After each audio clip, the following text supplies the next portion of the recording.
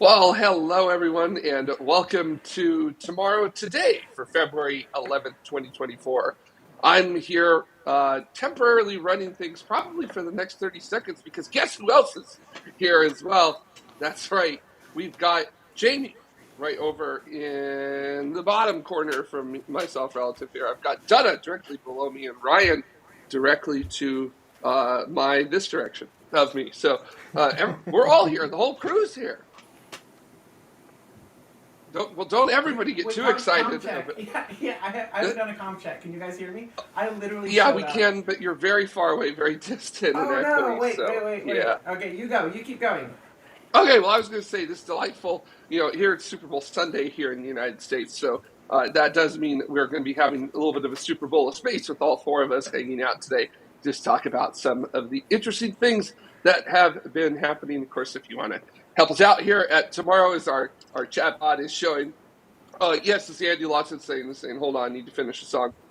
You can head on to youtube.com/TMRO/join to support us here. And of course, liking, subscribing, commenting, other fun things. You could do that to help us out as well. But we got a lot to talk about today, not a lot of time to do it in. So I figure probably some of the most important stuff this week, we're going to hand it over to Ryan to talk about that because SpaceX was pretty busy this week, Ryan, and they were stacking and launching some very important things.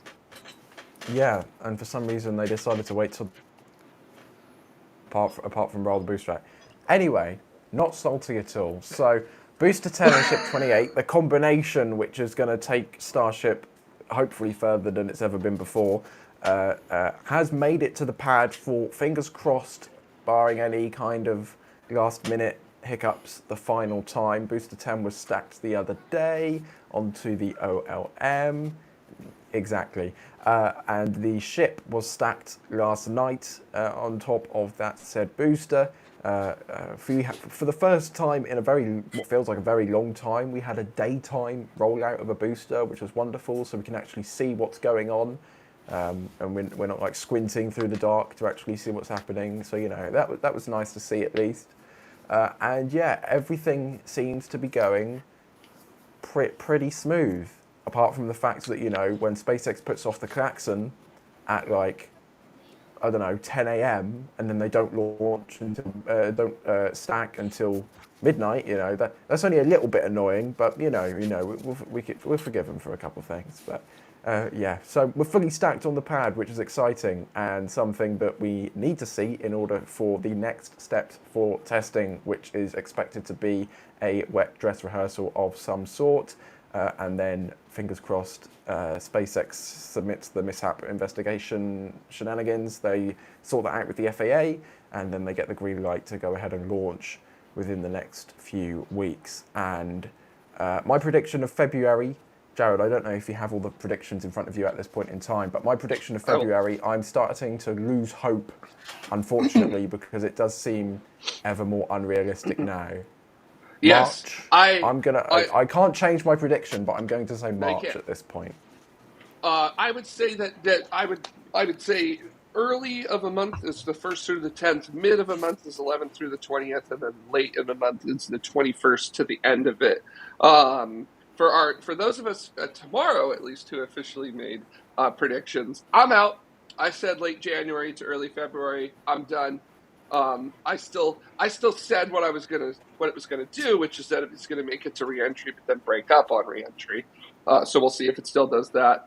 Sakura, it's February through March, so that was a big swath. Ryan, you had mid to late February is yours with that there. Quite the next person who would have it coming up would be one of our viewers, Ricky Nixon, on Valentine's Day. And actually, Bennett, I want to throw this out there. Bennett it specifically said Super Bowl weekend. So Bennett, you've got, at least here on the West Coast in the Pacific time zone where the Super Bowl is occurring in Las Vegas, you've got another, what is it, 13 hours, 55 minutes. So if they do launch in 13 hours, 55 minutes, they'll be fine. But outside of that, Bennett, it's done. And then also Aka late January to early February. Sorry, you are joining me in the incorrect bin, as it seems. So, yeah, so a lot of us just in the past couple of days, we lost, I guess. So, Yeah. We need to I keep a would. real so tracker. I keep saying we're gonna do that, and then I never do. By the way, can you hear me better now? Yes, you're much Okay, better. so sorry. Repeat what This you is what said. You happens weren't when on I show screen. up literally as the show is starting. Repeat what you said. You weren't on screen. Sorry. What I was saying is we need to get an actual real tracker. If someone in the community wants to build like just like a Google Docs or a Microsoft like Excel something so we can track this stuff, I think that'd be a lot of fun. I think we should have fun little rewards or something for the community. And I don't know what that is, but I don't know. I feel like these like little fun little competitions are neat, and like we should actually track them for real and like give out like challenge coins or just something to the community for whoever gets closest, you know? yeah, we could like there's I've got plenty of Tomorrow Studio Station 204 stuff in my house. We could grab like a power cord and we can all sign it with like a silver sharpie and send it to them. Something I like do have an that. idea. Are you guys, when you guys go talk about SpaceX, pull me off camera because I'm sure there's a ton of SpaceX today. Pull me off camera. I have to go do something and then show up, and it's going to be hilarious. Okay, all Okay. right. Back to SpaceX then. So, All right. Well, then I'm going to jump off camera. I'll be right back. So, goodbye, Jamie. In fact, there she goes. So Ryan, with oh man, I was just gonna say, what are the primary differences between Ship 28 and Booster 10 compared to what was flown on Integrated Flight Test 2? Like, what are the big changes that have occurred in the months since that November flight? Something that I know you're very always interested to talk about is the heat shield. And aesthetically, visually, the tiles on Ship 28, they just look, it's hard to explain, they just look neater than on Ship 25. Like, I don't know whether that means that they're installed tighter, they're stronger, or what, but they just look a bit more uniform, a bit smoother, a bit neater. It just looks like a more refined vehicle compared to Ship 25, which, you know, it looked great, but it's still a little bit hodgepodge here and there. And from the WB-57 footage, which was released by NASA just in the last week, we can see that by like a few minutes into flight, there were loads of white patches on the ship, meaning that the tiles had fell off. So, you know, the heat shield is really like the key thing that they want to focus on now, because they have, from Flight 1, they got the data to improve for Flight 2. From Flight 2, they have the data to improve for Flight 3. I mean, they were so close to inserting the ship's proper trajectory for Flight 2, right? They were so close, and the only reason they didn't make it is because of a self-inflicted liquid oxygen vent. So if they can mitigate those issues from Flight 2 for Flight 3, the heat shield is really going to come into its own, because it's going to be entering the atmosphere again on the other side of the planet. So it is really interesting to see how just the uniformity, if that's even a word, of the heat shield is just looking It's much not. neater for Ship 28. Well, Uniformity. yeah, Uniform you were close enough, regularity. Ryan. Yeah, you know, that was perfectly reasonable. Silly, It was okay. silly English making up words. Well, you know, here in the United States, we're allowed to do that. So, Ryan, carry on as you were. So, to me, the heat shield's the biggest part, because that is a very tough challenge to do, especially for a vehicle like Starship, where it's going to be, I don't want to necessarily describe it as sitting and soaking in heat, but that is essentially what the heat shield has to do here. It's not going to, as far as I know, for the reentry profile that I have seen, it's not like a capsule where it's coming back, but it is like a steeper version of the shuttle, but it's not as steep as a capsule. Like, there still has to be some cross range capability with it if you want to actually get it to land precisely where you want it to. So it can't barrel in like a capsule can. It's got to be gentle, I guess is how I would say it. Basically, you don't have aero surfaces on it because you're coming in super hot, I guess is how I would describe it.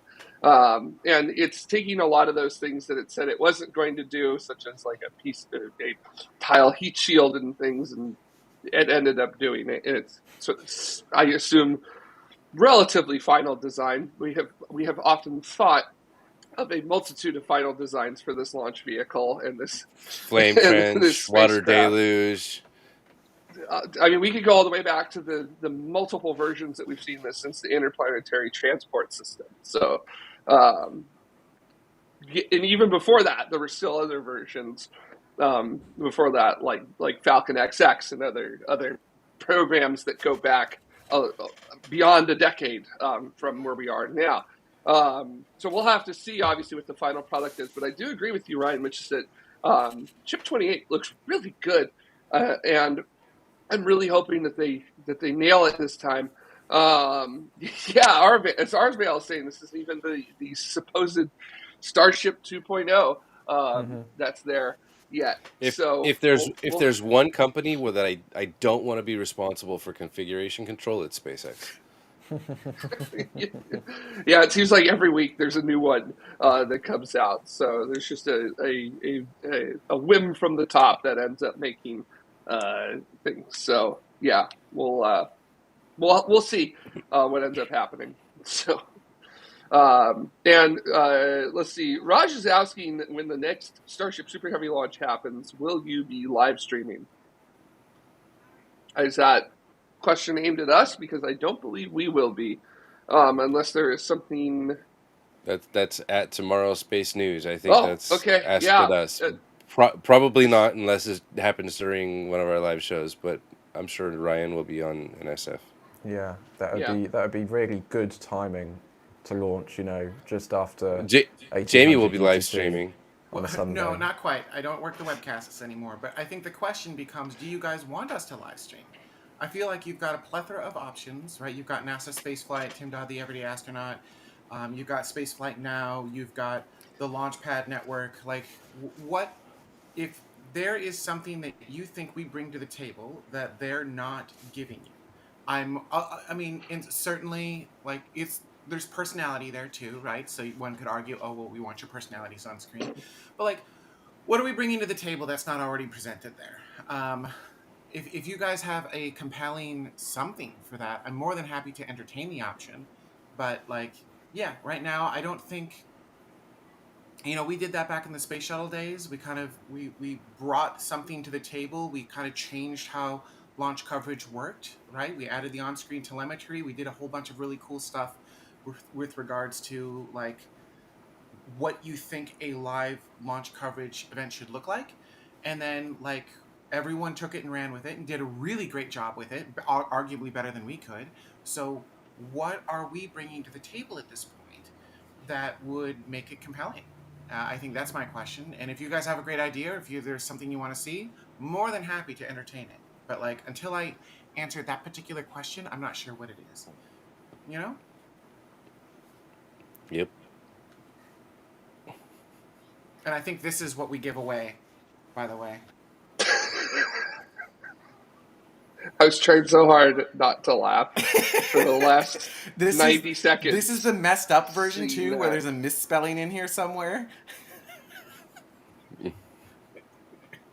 I love this shirt so much. You can see that Ryan is thoroughly entertained by it. Yeah, right now he's this one. He's this one right now.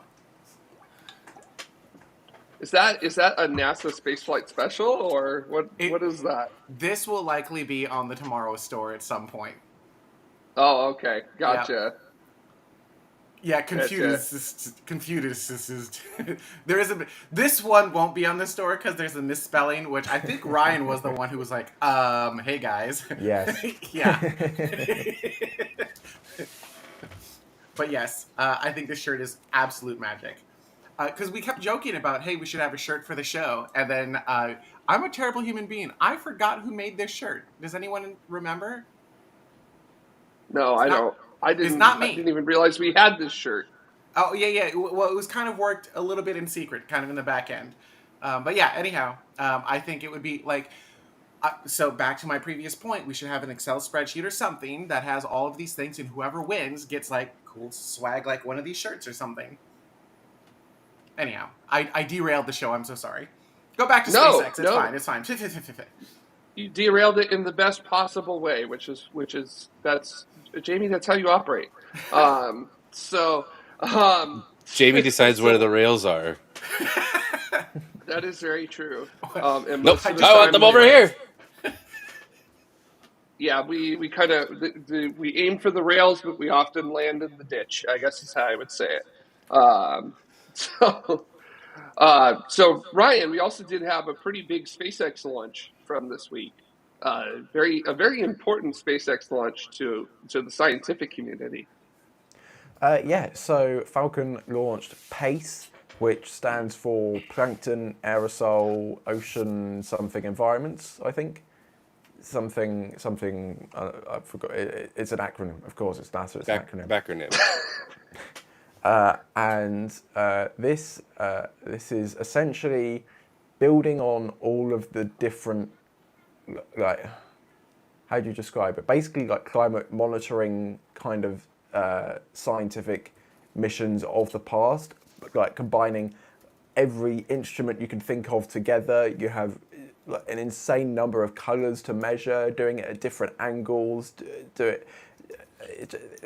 is kind of the best of the best in terms of climate monitoring and Earth like scientific observation and ocean monitoring and everything and anything you can think of. PACE is basically like the top level thing to be measuring this and studying this. And on top of all of that, all of this data is going to be available to anyone who wants it within 24 hours of it being captured. So if you just think about how much stuff PACE is collecting, and then they're going to be distributing it to literally everybody who wants it within a day, is just kind of mind-boggling how there's just so much data being collected and it's all being distributed. It's a crazy mission, not only because of the satellite itself, but because of the amount of data that is going to be distributed. So yeah, PACE is definitely one of them. It's a big mission. Yeah, I was going to say, very rarely do we ever look at an Earth mission and use the words flagship, sort of the top rank of what NASA dedicates to missions. But being a $1 billion mission and literally being a $1 billion delivery system, PACE is 100% a part of NASA's flagships. And this is going to be an incredible program, and I cannot wait to see the data sets that are made and then how the data sets are used. Because oftentimes with a lot of these spacecraft, the Earth monitoring ones, it really does end up becoming a if you build it, they will come kind of operation. These data sets are rich just on their own. So I can't even imagine what it's going to be like to have this much data across that many spectrums of data that quickly, and what people are going to be capable of doing with it.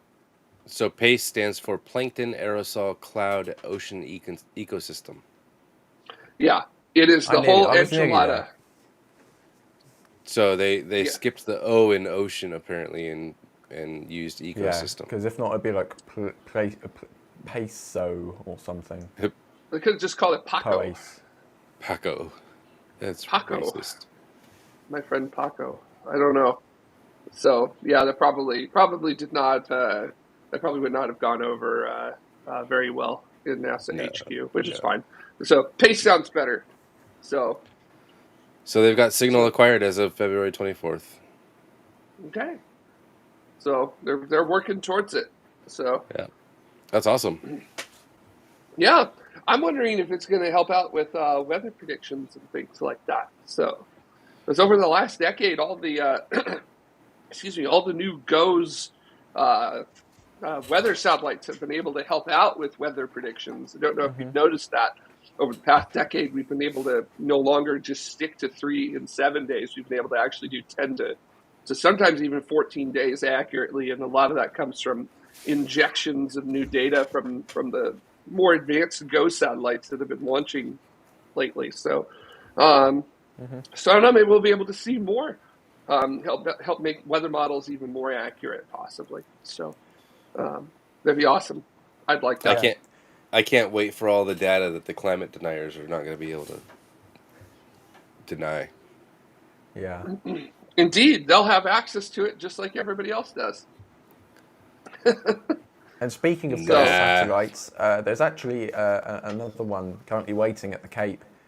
GOES U, which is scheduled to launch on the 30th of April net, currently, of course, it's over a month out, on a Falcon Heavy, which is going to be very interesting. It's, I'd say it's kind of the classic Falcon Heavy configuration we're all used to by now. The side boosters will be coming back for an RTO gas recovery, and the center core will be expended. So yeah, there's another one.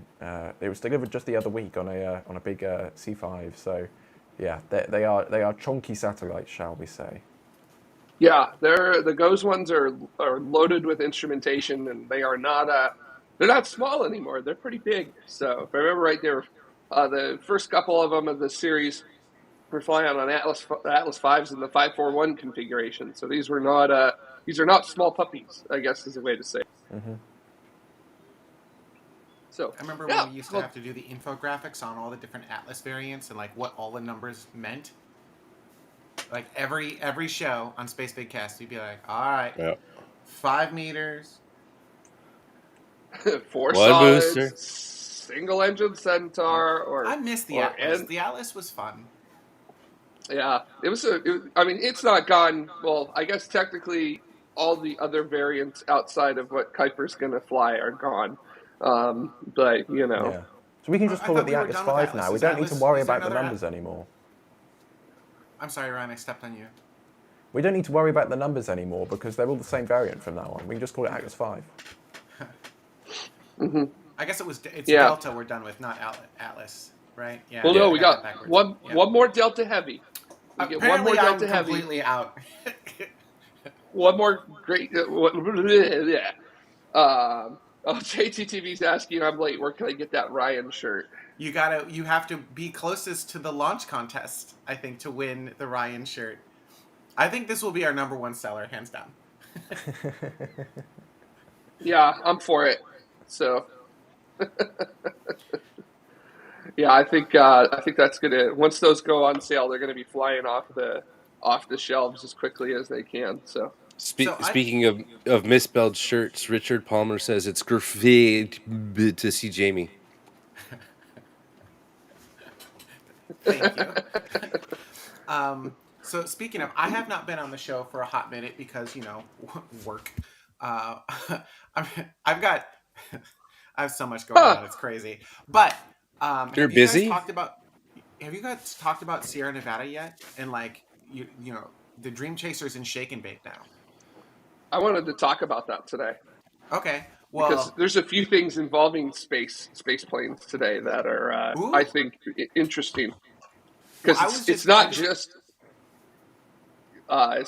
the Dream Chaser that I want to talk about today. So Well, if you'll allow me to entertain just Dream Chaser for a moment, I just please, it's probably my favorite shuttle vehicle kind of in the midst right now, right? Because it's just the space shuttle itself. We've talked about this ad nauseum, but like it never met its promise. It was a beautiful work of engineering. It was just it was so much fun to watch. It was read like the future, right? When you looked at it, it was dripping of like this is the future of human spaceflight, and it's really sad that it wasn't. Like it just wasn't. But Sierra Nevada with their Dream Chaser, I don't know. It brings back that like beautiful elegance of the shuttle. There's just there's something about it that just tugs at my heartstrings, and I just love it. I just absolutely love it. And I'm excited because I just saw like in passing again, because I've got like all these projects going on, but like in passing I noticed it was going into, well, I said shake and bake, but I think it's only going in for shake. I don't think there's any bake going on, right? We're just they mounted it to their, what do they call it, the sky, their mounting system for the Sierra Nevada has a cool name. Anyhow, they mounted it to that. I'm gonna see if I can find it. The ultra cool mounting system. No, it does. It has a really cool name. It's Shooting Star. That's what it is. They mounted it to their Shooting Star. Basically, that's their payload attach fitting, their path. And so they mounted it to that, and then they brought it into one of the NASA centers, and they're just shaking the bejeebers out of it to see if it will actually. The Shooting Star cargo module. I'm sorry, it's not their path; it's their cargo module. They're shooting it to, or they're shaking it to see like what happens, right? Like go through flight type stuff and go from there. And I'm always excited to see Dream Chaser move along because this is the little program that could, right? They didn't win all of the NASA contracts out of the gate, right? The little program that should have. Well, this is like, we talk about new space and we talk about, companies like putting their own, money and investments into things as opposed to the traditional like cost plus contract where the companies have no incentive. Sierra Nevada embodies everything that we promote with regards to like put your own money behind it, put your own teams behind it first, and then go win the contracts. That's exactly what they did after losing contracts, mind you, right? They lost out on what was it, CCT cap? I think they went for. It was one of the crazy acronym contracts. I don't remember which one, but yeah, they were went after for the, commercial crew cargo contract. I think they went for the crew contract. Like they lost, and they kept developing this thing, albeit slower, but like, you still got to be able to afford it. And so I just think it's really freaking cool that they never gave up on this thing. And they're just like, no, we're going to make it. This is awesome. We're going to make it happen one way or another. And then they did win a contract. And now it is going to go, like, it's going to fly on top of Vulcan? Atlas? Are they still in Atlas? Falcon. What are they flying on? Falcon. Falcon? No. Or Ryan, did you say Falcon or Vulcan? I said, this is my British accent. I said Vulcan.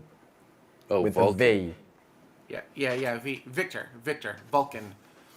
Victor It's not Vulcan. flying on Falcon. No Foxtrot. Yeah, Vulcan Flight 2, right? I just think this is... Because I think it was supposed to be on an Atlas, if I remember right. And then, like, that's not a thing anymore. So now they're on Vulcan. They ran out of Atlases. Yeah. So I don't know. I'm just really excited for this. I'm really excited to see it enter shake, if not shake and bake. Yeah, there you go. Yeah, exactly that. I don't know. I'm anytime I see news from Sierra Nevada, I'm just excited because I'm like, yeah, let's make this thing happen. What I really would love to see, and I don't know how realistic this is, but like, let's get the crew variant of this thing going, right?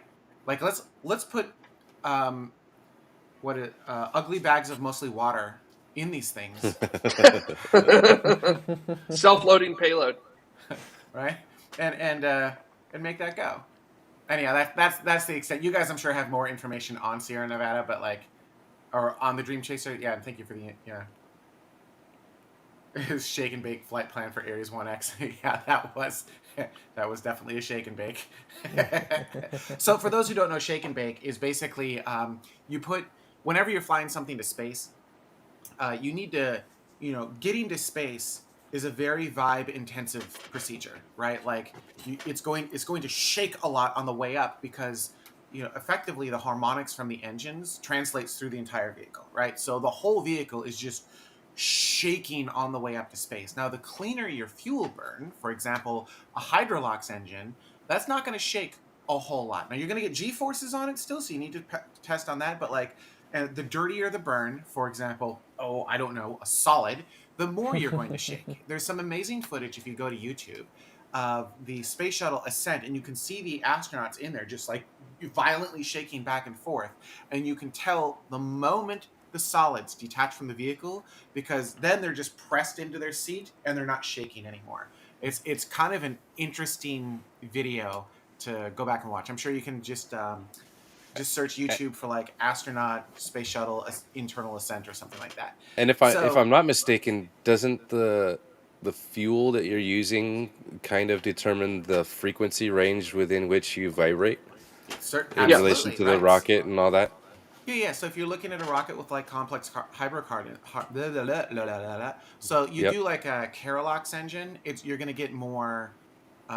It's just going to shake more. It's going to be a more violent burn than say a Hmm. Methalox. So Methalox will be easier than Carolox, and then down the Hydrolox.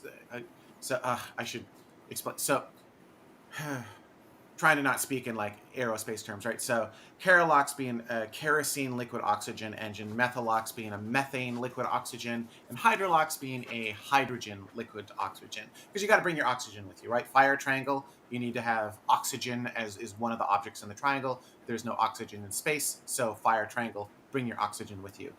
So it's your, yeah, there you go.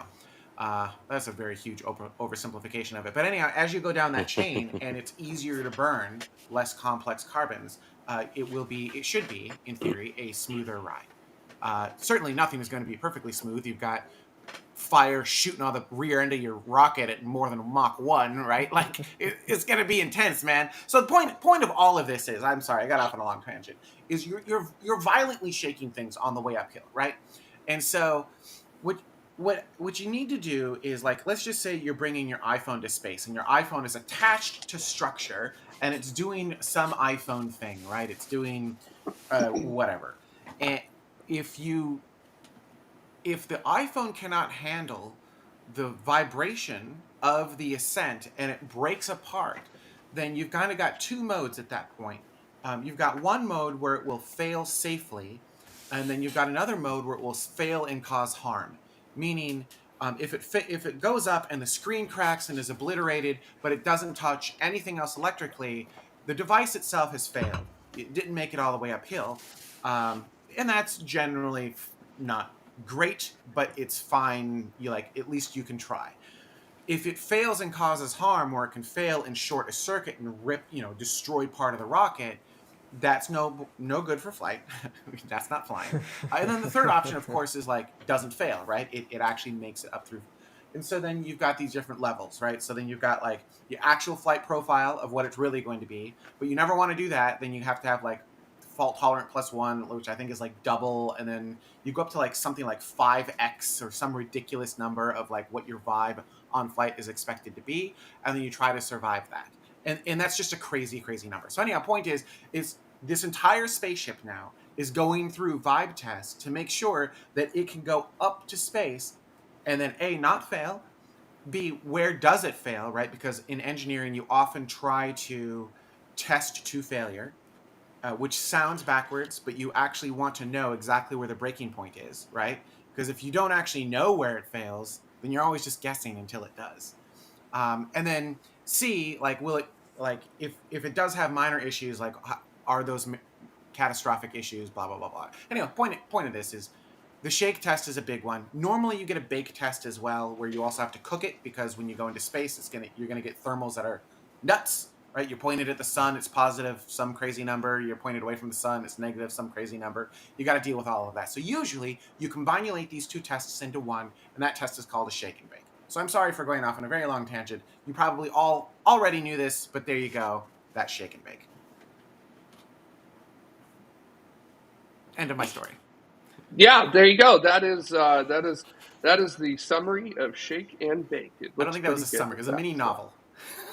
that was the short novella of Shake and Bake. That was a sonnet. Sonnet, yeah. So anyhow, that's why I'm excited for Sierra Nevada. But Jared, you mentioned more shuttles or more winged Yes. vehicles. Yes, there is more winged vehicles that I at least am excited to announce that I do believe that we have a record in terms of winged vehicle in orbit around the Earth in terms of altitude and things like that. The orbital test vehicles, also known as the X-37s, we have one that has finally been spotted. So the one that launched on Falcon Heavy back in December, the amateur satellite trackers have finally found it. It's taken it a little bit of time to get there, but they have found it in a wild orbit. So there was rampant speculation that this was going to be going to every kind of orbit you could possibly think of except low Earth orbit. And indeed, it's not in low Earth orbit at all. It's actually been deployed to a highly elliptical high Earth orbit, and it is at an inclination of 59 degrees, so quite a considerable amount. And in addition to that, it has a perigee of 323 kilometers and then an apogee of 38,800 kilometers. Ooh. So this thing is going almost all the out to geosynchronous, but then diving back in, and that I haven't looked it up yet, but just from my understanding, shuttle was the highest flying winged spacecraft of all time. I don't think so anymore. It has got to be this specific X-37B that has done that. So yeah, that is an astonishing altitude to put a winged vehicle at, and I'm very, very interested to see what the reentry dynamics are going to be for something like that, because that's going to be a lot of energy. It's moving fast. Yeah, it's going to be cooking coming back. So we'll have to see what happens. We'll have to see if this one makes it back. So there's some speculation that this might be carrying instrumentation to allow itself to test out infrared sensors that would be hunting ballistic missiles being launched and things like that. And that's rampant speculation. But we'll have to see if we're ever allowed by the United States Space Force to ever even know what what may be on board. I think there was a NASA test where they're looking at certain materials and radiation effects on them, and then of course their Space Force is wanting to see essentially how the vehicle works in this new orbital regime, this new area. So again, so JTTV saying, didn't they say it was going to a crazy orbit, like they did not trust SpaceX? As far as I know, that was the idea was that, oh boy, it's being used to be put into a crazier than usual orbit, not that the crazy orbit is SpaceX's fault. I don't think they just handed over one of the X-37s to SpaceX and said, hey, give it the full send and let's see what happens. What can you do with that? Impress us with that. Bennett, Fast and Furious 13, ground control to Major Dom. All right, Bennett, there's your pen. There's your fun for the show. Very, very nice.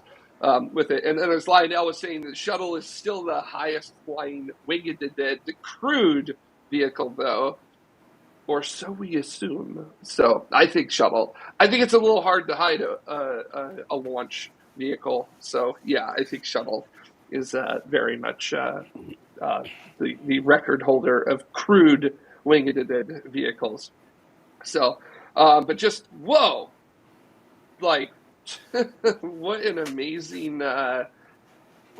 amazing discovery, I guess is how I would describe it. So like, wow, that thing is up there. Like, that's high up. So we'll have to see what it does and how it changes its orbit over the next few we don't know how long the mission technically is going to take. It could be a few years, forever, for all we know, with the way those things operate. What was the longest OTV mission? I think it was 900 something days, I think. Yeah, so a ridiculous amount of time. Here's the orbit if you want to take a look at it, based upon just about 3 years. What they were doing. Yeah, pretty close to that. So we'll have to see what that ends up looking at. You can see that. Woo! Man, does it go way the heck out there with that. So yeah. So I'm curious about how they got to that orbit. Like, were they at a lower orbit and then the X-37 itself had to boost to get up to that orbit, or did they use the Falcon to get up to that orbit? I imagine it would mostly be Falcon doing that work.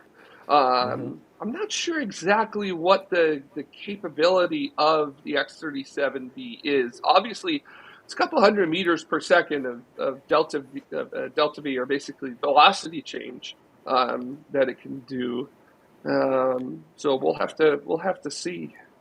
And then the same holds true for getting out of that orbit. It's not going to decay very much uh, with all the energy that it has as it passes closer to the Earth. So in order to deorbit, there you have to do a burn on kind of the descent as you're heading towards your perigee in the opposite direction, and burn in the direction that you're traveling, and the amount of thrust that your engines have in relation to the mass of your vehicle is going to determine how long you have to burn, and and possibly how many times in different orbits to be able to get that orbit down to something where you can safely re-enter.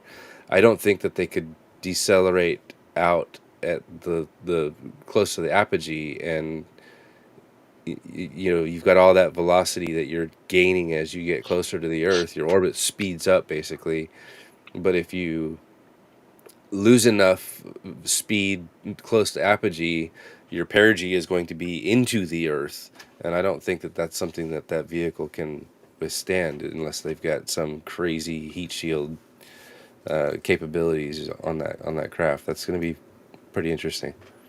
Yeah, they could be testing some sort of really super wild heat shield with it. But I also wonder, what if, and hear me out on this one, what if they're going to try out some aero braking with it?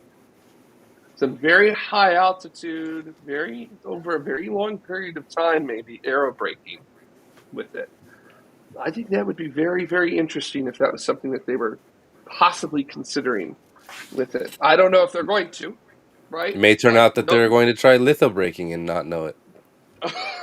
I hope not, because that's expensive, and also it's a winged vehicle. So here at Tomorrow, we're very big fans of our winged vehicles.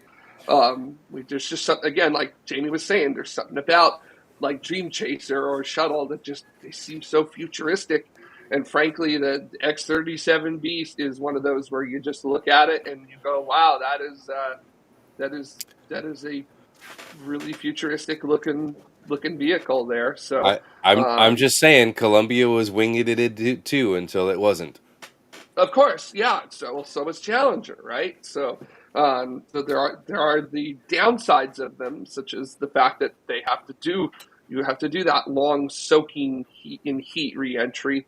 It all has to be right, and then also sometimes if you don't put yourself on the outside, you don't really have a launch escape system at that point. I love this photo of the X-37.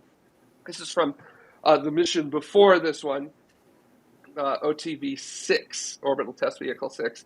And I like it because this is the photo that they put out. So there is actually a service module that the X-37 in this image is sitting on.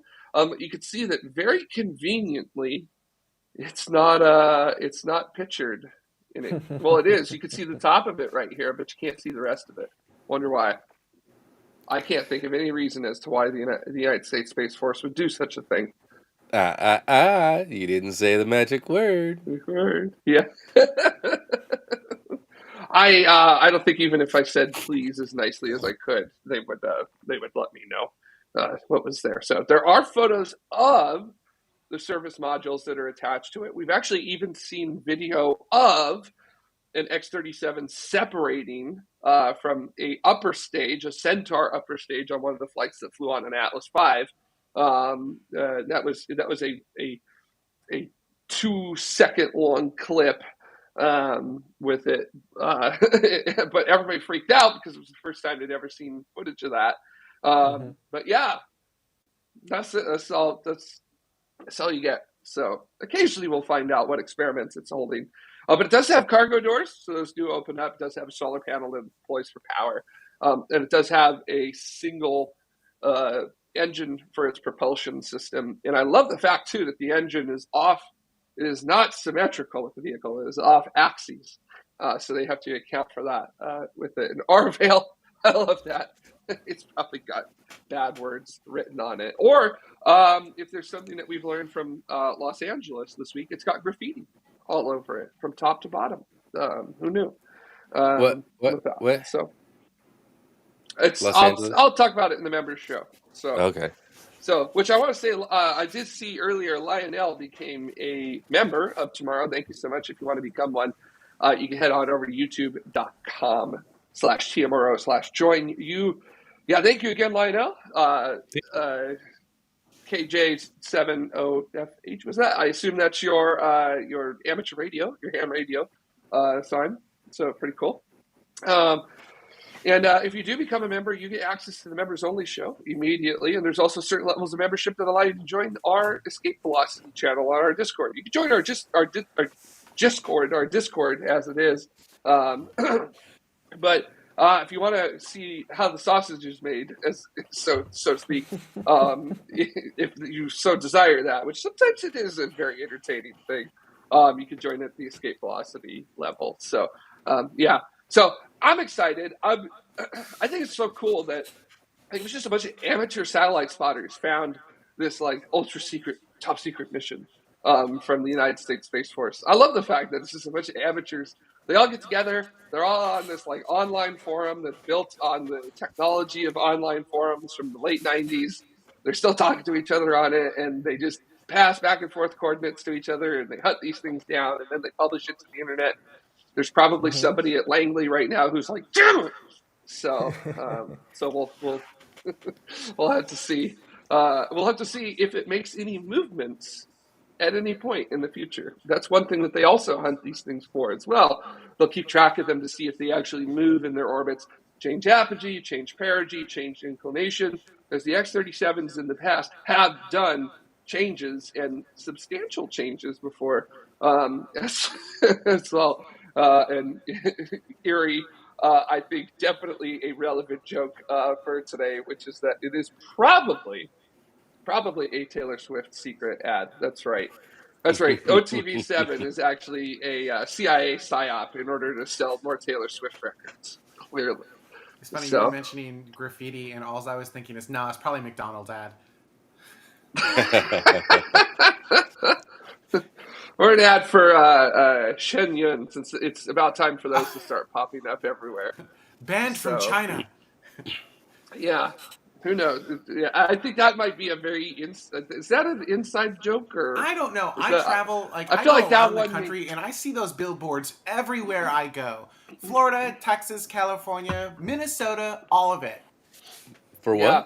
I gotta say, one time one of my friends sent me a photo. A friend of mine from JPL sent me a photo and said, "Take a look at this photo that we took this morning. We haven't publicly posted it yet." And he had photoshopped the Shenyang billboard onto a Mars panorama, and I thought that was pretty great. I was like, "Yeah, it's that time of the year." So that's what it feels like. Yeah. So we Ryan, saw. Do you have any idea what we're talking about? Do you guys have that in Europe? I have no clue. Okay. All right. Just the U.S. thing. Got it. It's ballet.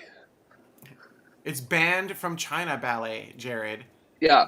Well, excuse me. It's ballet from China before communism. Is supposedly what they say. You should go. It's a limited run. Yes, it's a limited run for only once a year. Yeah. So, and if you don't catch the limited run, there's another limited run next year. Yep. So, and it's life-changing. As long as you're standing in front of the ad sponsor wall and the camera, it's life-changing. So Sakura's Light says, yes, we do in London. So, okay. Okay. If London had its own way, it would be an independent city-state. You know, what happens in London is not what happens in the rest of the country. You know, it's completely different. What are you, Ryan? Like in the sticks or something? Like what is? Are you in the San Bernardino of the United Kingdom of England, or what's going on here? Like I don't understand. We hit a touchy topic here with Ryan. Oh. Everything but London is in the sticks. So here he is currently. Fair enough. Shows you how much I know. That's how the country works. He's angry.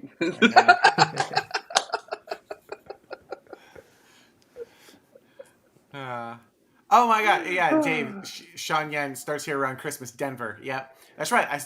Yep, Denver. Just all of it. It's all over the country. Yeah. Yep. Just I was around and going to around say it goes. another thing that happens this time of year too is that we get the NASA tweet about the space station being bigger than an American football field Mm-hmm. because it's Super Bowl Sunday, so we always get that tweet. Mm-hmm. Oh So, yeah, it oh is. boy, All right. Do we here have it any other comes. stories today? Silence is acceptance. This is what I say in I was our. going to say I think that pretty much nails it right there, doesn't it? Yeah. So I think we'll call it right here. Been a fun show. We'll go into a post show in a moment. For those of you who are members, you can enter the post show. Any membership level gets you access to our after show. Didn't we give it a name? Like, it wasn't After Dark. It was. I don't remember.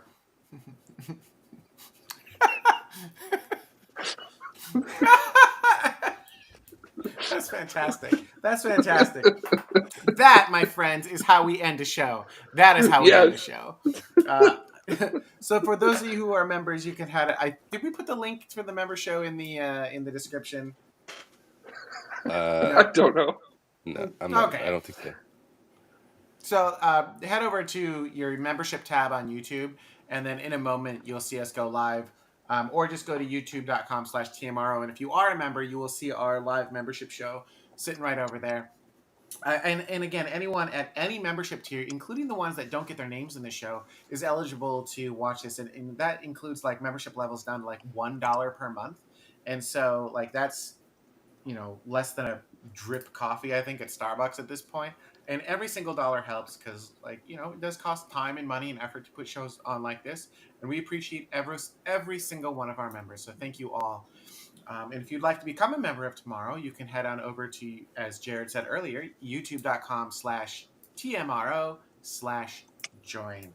And we do, I know a lot of different sites and whatnot use Patreon, and we used to be on Patreon, but we wanted to coalesce around one membership area, right? Just make it super simple. This is the one where you get all your benefits, you get all your perks, like you get all the cool emoji things, you get access to the Discord. Just it's this one. You don't have to split your membership or anything like that. We're trying to make it super simple and easy for you. So hopefully you enjoy membership. Hopefully you enjoy the shows of tomorrow, and we appreciate every single one of you. So on that note, so first off, also I'm also very sorry for not being around on the shows. It's going to be a little bit more yet. So for those who don't know, I did get a place in Orlando now as well. So now I have a place in California, a place in Texas, and a place in Orlando because I'm just going around the country in a circle. So hopefully, once everything has settled down a little bit on my side, it will be a little bit easier for me to show up to these shows. As you noticed on today's show, I was just racing back here to just desperately try to get everything set up and ready to go to get on camera. And I showed up. I literally heard Dutta counting down 3, 2, 1, and then go live. And I'm like, hope my mic works. It didn't. But yeah, hopefully it will. I always say hopefully it will calm down and the exact opposite happens. So I make no promises, but that's what's going on with me. I enjoy all of you. I'm sorry that I haven't been around, but yeah, there you go. All right, on that note, I think we'll call it here. And for our members, we'll see you over in the membership show. And thank you all so much for watching. We'll see you next week.